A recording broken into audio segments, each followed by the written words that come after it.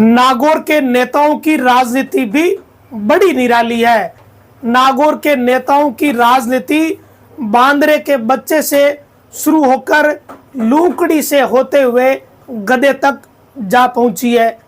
पता नहीं नागौर में नेता जनता के लिए नेतागिरी कर रहे हैं या फिर जंगल के जानवरों के लिए। नेताओं ने अपने भाषणों में इंसानों से ज़्यादा जानवरों की बातें करनी शुरू कर दी है। नागौर के किसी भी नेता को उठाकर देख लो, उसके भाषण देख लो, हर कोई नेता इस कंपटीशन में लगा हुआ है जैसे वो कोई डिस्कवरी चैनल का डायरेक्टर हो और डिस्कवरी चैनल के डायरेक्टरों के बीच में कोई रेस चल रही हो, वैसे ये जंगल की बातें कर रहे हैं। चुनाव जनता का है या जंगल के जानवरों का, लेकिन कोतिना कहते कहते नेताओं ने इस चुनाव को जानवरों का चुनाव बनाकर रख दिया। अगर जंगल के जानवरों के वोट पड़ते तो ऐसा लगता है कि इंसानों की पूंछ ही खत्म हो जाती। अब इसकी शुरुआत कैसे हुई ये सबको पता है।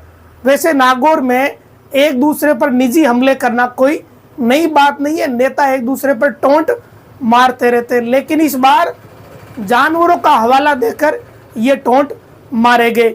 रिचपाल मिर्दा ने अपने भाषण में बांदरी का बच्चा शब्द का जिक्र किया और कहा कि इसको छाती से चेपा, ये छोड़ के चला जाएगा, और कुल मिलाकर यहीं से ये सारा कुछ शुरू हो गया।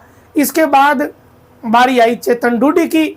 चेतन डूडी ने ज्योति मिर्दा पर निशाना साधा। उन्होंने ज्योति मिर्दा को इशारों में लूकड़ी कह दिया। अच्छा, यहीं तक ये मामला नहीं रुका। अगर यहाँ तक रुक जाता तो फिर भी ठीक था। बचे हुए नेता भी कहाँ पीछे रहने वाले थे। नाथूराम मिर्दा के पोते मनीष मिर्दा, वो तो इन सब से आगे निकले। उन्होंने तो लोगों को ये बता दिया कि जंगल में शेर शिकार नहीं करता, शेरनी करती है। अब पता नहीं वो कब जंगल में जाकर आए, कब उन्होंने ये शिकार देखे। हालांकि उन्होंने कहा कि डिस्कवरी चैनल में मैंने देखा है, तो उन्होंने खुद ही कह दिया। अच्छा, केवल शेर शेरनी तक वो सीमित नहीं रहे, वो बात को गधे तक ले गए और गधे की एक पूरी लंबी चौड़ी कहानी उन्होंने बताई। तो ये तो नागौर की राजनीति की हालत है। इससे पहले ज्योति मिर्दा ने भी चिड़िया का जिक्र किया था और उन्होंने कहा था कि मेरी स्थिति मुट्ठी में बंद उस चिड़िया की तरह है। अगर इसे दबा दिया, यानी मुझे वोट नहीं दिया, तो फिर मेरा राजनीतिक करियर ख़त्म हो जाएगा। चिड़िया को मुट्ठी में दबा दिया तो चिड़िया मर जाएगी, और खुला कर दिया तो मैं आज़ाद हो जाऊंगी, यानी जीत गई तो फिर मेरा राजनीतिक करियर बच जाएगा। ठीक है, ज्योति मिर्दा ने तो एक अपने हिसाब से कहा, खुद को चिड़िया के रूप में प्रस्तुत किया और अपनी बात जनता के बीच कही। लेकिन बाकी नेताओं ने क्या किया? बाकी नेताओं ने एक दूसरे पर तंज कसे, इन जानवरों का हवाला देके। बेचारे इन जानवरों को क्या पता कि नागौर में ऐसे नेता हैं जो हमारा नाम ले लेके वोट ले रहे हैं। अगर ये बात जानवरों को पता चल गई तो फिर वो परेशानी खड़ी कर देंगे, लेकिन ये कभी होगा नहीं। पता है नेताओं को कि जानवर तो कभी ये कहने से रहे कि भाई तू मेरा नाम क्यों ले रहा है।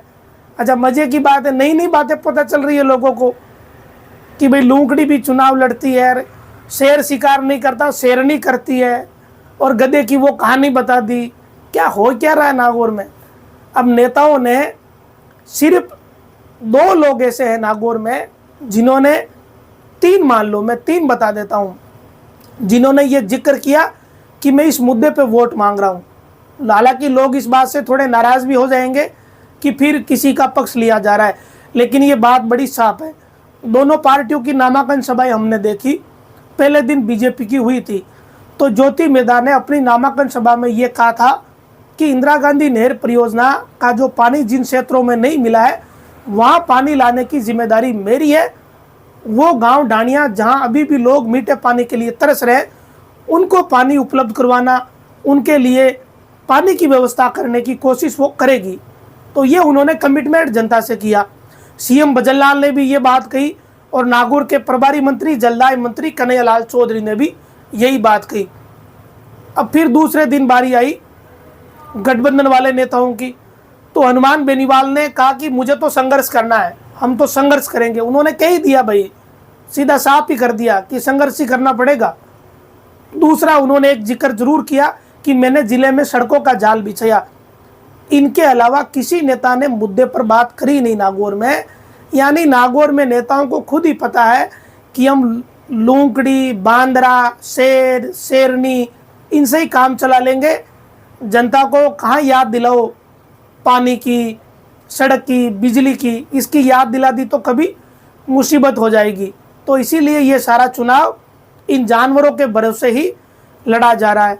बीजेपी ने एक कोशिश ज़रूर करी, मुख्यमंत्री भजन लाल से एक इशारा करवाया कि भी छोटे मोटे जो ट्रैक्टर वाले हैं, पत्थर लेकर निकलते हैं, इनको निकलने दिया जाए। ये ज्योति मिर्धा ने निवेदन किया था ताकि किसानों का जो खेतों में जो पत्थर वगैरह निकलते हैं उससे उनका काम चल सके। कोई ये बड़े कोई खनन माफिया तो है नहीं। तो वो एक तरीके से ऐसा लगता है कि छोटे स्तर पर सहमति मिल गई है। तो कुल मिला के कहने का मतलब ये है कि मुद्दों पर बात नहीं के बराबर हो रही है। एक दो नेता ऐसे हैं जो मुद्दों पर चल रहे हैं, जो वोट इस बात के लिए मांग रहे हैं कि अगर मैं जीता तो मैं ये काम करवाऊंगा। बाकी के लोग कर क्या रहे? कोई शेर बता रहा है कि शेर शिकार नहीं करता, शेर नहीं करती है। अब भाई नागौर में तो मुझे लगता है किसी 21,42,000 के आसपास वोटर है, हमने तो कभी शेर शेरनी को शिकार करते हुए देखा नहीं। अब पता नहीं ये कहाँ देख कर आए। अब डिस्कवरी चैनल के भरोसे यहाँ आकर हमें खोतीने बता रहे हैं। कोई लूंकड़ी का डायलॉग टेक रहा है, कोई बांद्रा का कह रहा है। अब ये चल रहा है नागौर में। जनता के भाग्य में पता नहीं क्या लिखा हुआ, लेकिन नेताओं ने अपना भाग्य तय कर रखा है। सबका भाग्य प्रबल ही है। किसी का मुझे तो नहीं दिखता कि किसी नेता का भाग्य कोई खराब होगा। अगर कर्म खराब होंगे तो नागौर की जनता के ही खराब होंगे। बाकी नेताओं के भाग्य में तो उनका भाग्य तो प्रबल ही दिख रहा है। बात क्लियर है। एक तरफ कह रहे हैं हम तो संघर्ष करेंगे, तो बात तो क्लियर हो ही गई ना कि संघर्ष ही करना है।